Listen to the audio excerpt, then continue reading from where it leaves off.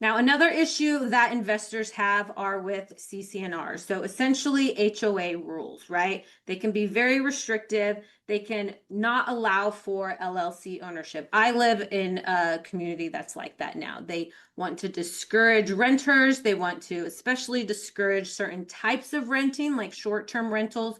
And so in order to do that, if your county doesn't have any sort of short-term rental rules or provisions or guardrails in place, then individual HOA communities will come in and say, hey, you can't have an LLC own the property.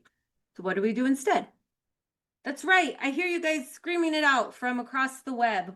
A land trust is the answer.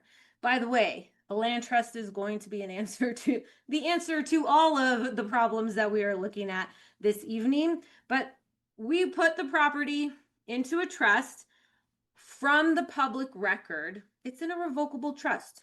Again, just like your living trust. So it doesn't violate those HOA rules. Now you will separately assign the beneficial interest to an LLC, but that isn't on the public record anywhere. There's nowhere for the HOA to look up who that is. That's a separate one-page document. So even if the HOA comes back to you and says, hey, we need a copy of your trust agreement, we need to make sure that you're still the person that we contact in terms of the property, you can go ahead and hand over that trust agreement because it's still going to have your name on it as the original grantor and beneficiary.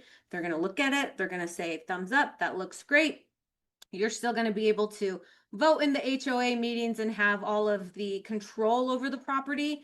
But when you assign that beneficial interest over to the LLC, you suddenly don't have any of the liability that comes with that property.